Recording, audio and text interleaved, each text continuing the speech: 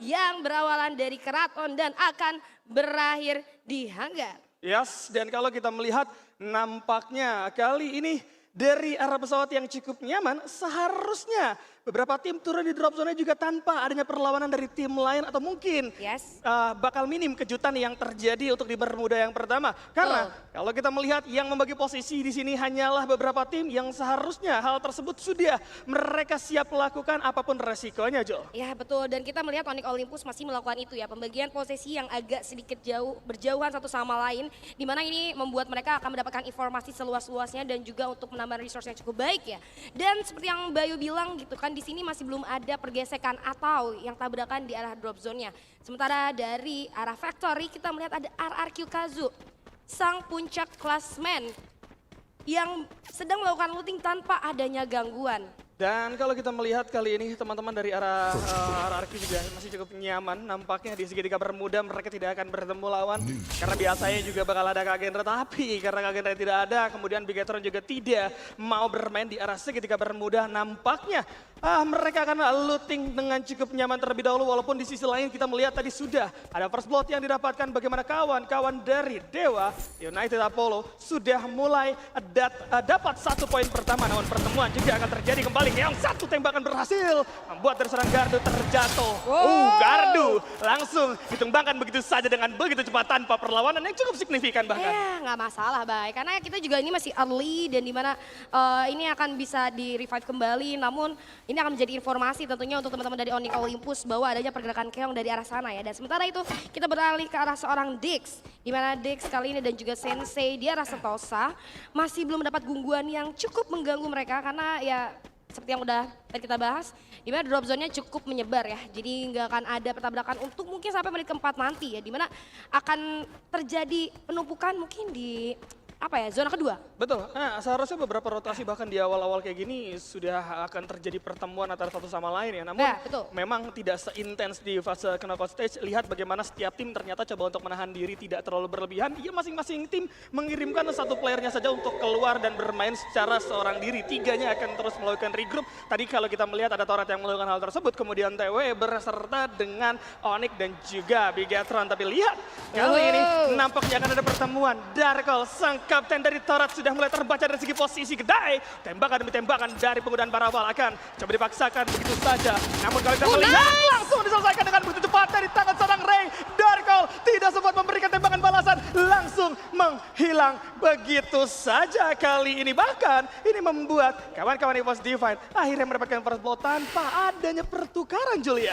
Wah, tanpa adanya pertukaran tadi kita bisa lihat ya, itu kerjasama yang cukup baik dari teman-teman EVOS Divine, di mana informasi dari seorang Gedai maksud gua dikirim ke arah seorang Ray, dan kita lihat kali ini satu orang lagi ternyata menjadi next target, itu seorang Ika. Hati-hati, hampir saja terpick off kali ini, tapi dari seorang Gedai cukup memberikan pressure yang amat sangat membahayakan ternyata untuk teman-teman daripada tim Torat ya. Nah, dipaksa nampaknya udah ada satu Abax kali ini yang bakal coba melakukan satu jatuh terlebih dahulu. Reference bakal coba digunakan, nampaknya keluar bakal coba di-pop up, tapi Abax harus terjatuh di tangan seorang Nord dengan penggunaan Max Saber. Ray datang dengan penggunaan Bison, masih bermain di Glual, udah terlihat coba untuk saling menggocek saja. Tidak ada Tatsuya yang bakal bisa di-pop up, tapi lemparan granat dari Kal membuat Ray terpleset dan harus jatuh begitu saja. Dua anggota EVOS harus kandas kali ini, Julia. Wah, granat yang sangat on point ya kali ini berhasil memporak-porandakan teman-teman dari tim EVOS Divine. Tapi nggak masalah, karena tadi juga ada vending machine yang bisa dipergunakan oleh teman-teman daripada EVOS Divine yang membuat mereka harus reset lagi dari awal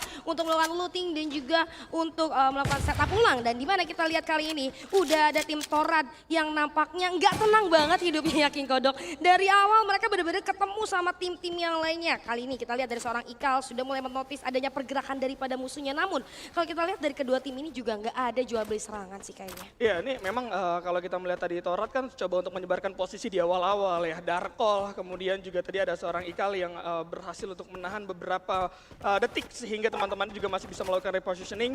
Itu adalah hal yang cukup bagus. Tapi memang rotasi yang terlalu cepat membuat dari Torat mau tidak mau harus menelan kerugian. Beberapa tembakan membuat mereka juga tadi harus tumbang seperti Darkol, kemudian juga tadi tadi hampir saja ada 2 player EVOS yang bisa menabrak dengan cukup mudah. Namun, kalau kita pindah ke sisi lain, nampaknya Genesis Dogma kali ini akan segera hadir terlebih dahulu.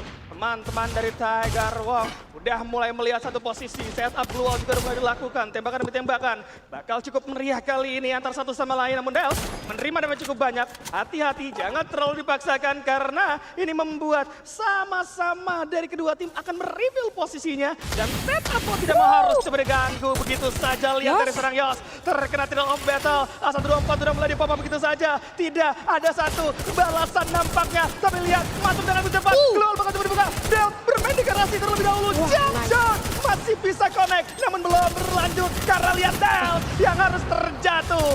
Di sana dapetin satu orang Del. Borgai juga melakukan penukaran nampaknya, namun cukup tenang dari seorang Borgai karena berhasil melakukan revive terhadap seorang Dels yang hampir saja tertumbangkan dengan begitu cepat, Julia. Wah, tadi dari seorang Dels juga agak sedikit kebingungan karena posisi dari Genesis Dogma agak sedikit terpecah ya, dimana dari Tiger Wongnya berhasil untuk melakukan sandwich. Tapi kita lihat kali ini dari seorang Dels sudah hidup kembali, dimana kita lihat Tatsuya pun sudah digunakan coba untuk berjalan. Ira terlihat jelas dan berhasil dijatuhkan oleh seorang Dels kali ini. Siapakah yang akan menjadi target selanjutnya? Looking for more, teman-teman daripada Genesis Dogma. Dan berhasil memulangkan Tiger Wong ke arah lobby di posisi ke-12. Ada apa Tiger Wong?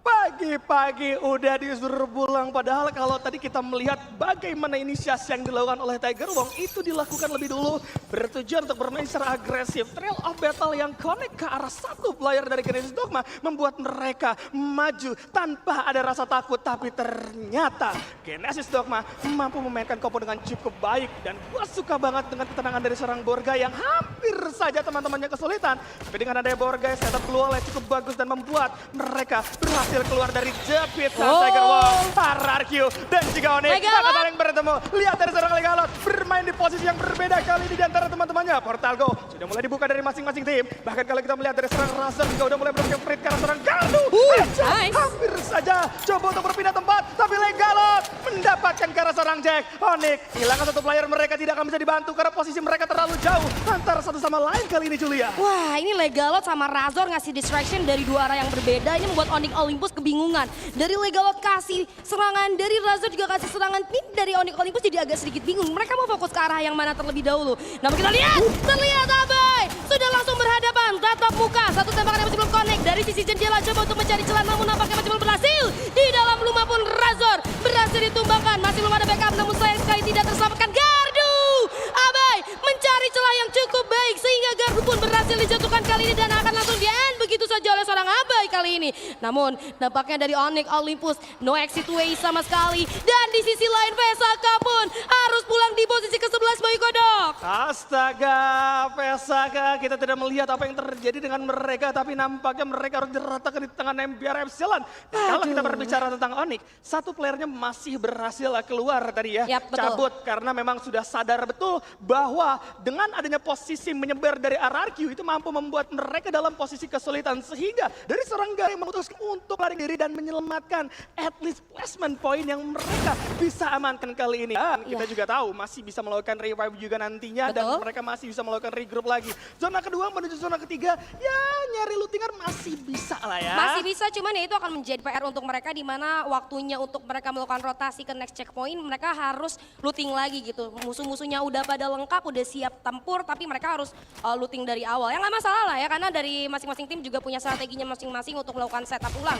Dan kita kali ini melihat adanya Dewa United Apollo yang lagi rame diperbincangkan sama kita-kita orang ya. Betul. Di mana dia ada salah satu tim invited yang hampir saja terdegradasi, tapi kita lihat kali ini di mana ada Mr. 17 berhasil memberikan tekanan terhadap seorang Gedai. Masih belum ada serangan balasan yang terlalu menyakitkan untuk teman-teman daripada Dewa United Apollo. Coba untuk ditarik mundur terlebih dahulu. Teman-teman dari Dewa United Apollo kali ini mencari posisi dari EVOS Diva yang nampaknya masih belum jelas, tapi kita lihat dari I'm God berhasil di-ending oleh seorang Bion. Abang menjadi next target dari seorang Mr. 05 dan berhasil kali ini Gedai. Di mana kamu akan dicari oleh Mr. 05? Masih berlindung di balik wall, tidak bisa melakukan backup terhadap seorang Abai dari Abax maksud gua. Dan kita lihat kali ini dari Mr. 17 akan coba untuk melakukan upaya rushing terhadap seorang Gedai. Sudah terlihat tapi Portal Go masih sempat menyelamatkan Gedai. Tidak bisa katanya. Kata Mr. 17, mau kemana kamu? Aku kejar. Hilang juga dari seorang Gedai kali ini. Diva! ke-10 kali ini. Aduh, sayang 1000 sayang. Memang ya, kadang-kadang tuh mantan yang membekas masih menyakitkan gitu kan.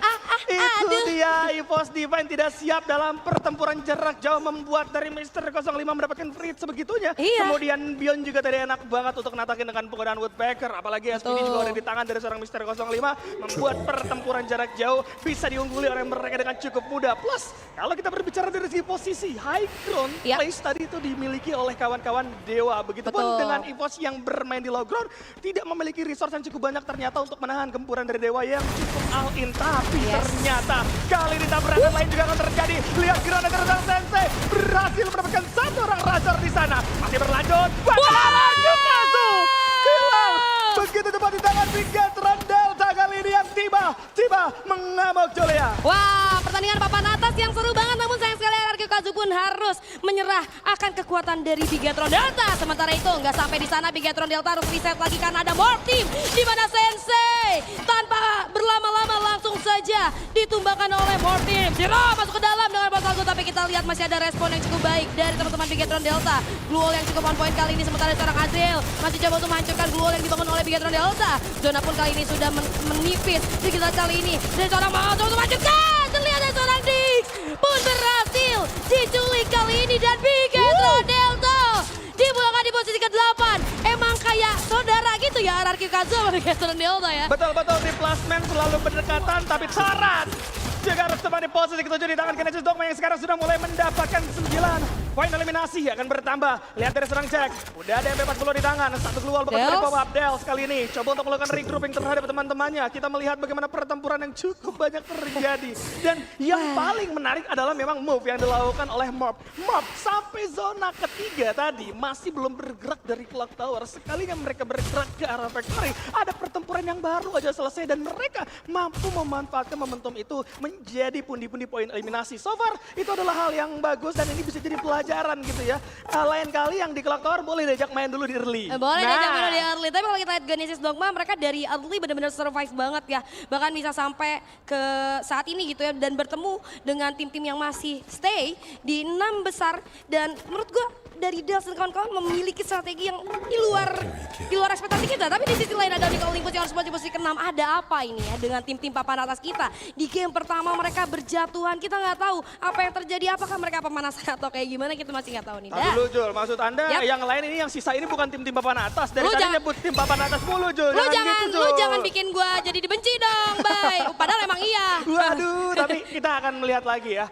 Bagaimana ternyata zona sekarang sudah mulai terpantau, kemudian udah ada beberapa posisi yang memang sudah mendapatkan yang mana terlihat antara satu sama lain. MPR bermain di low ground, akan coba dihujani oleh kawan-kawan dari area Indostar kali ini. Serangan Dedanti akan membuat dari MPR kewalahan, keluar demi keluar, bakal coba di bawah untuk memancing perhatian dari area Indostar.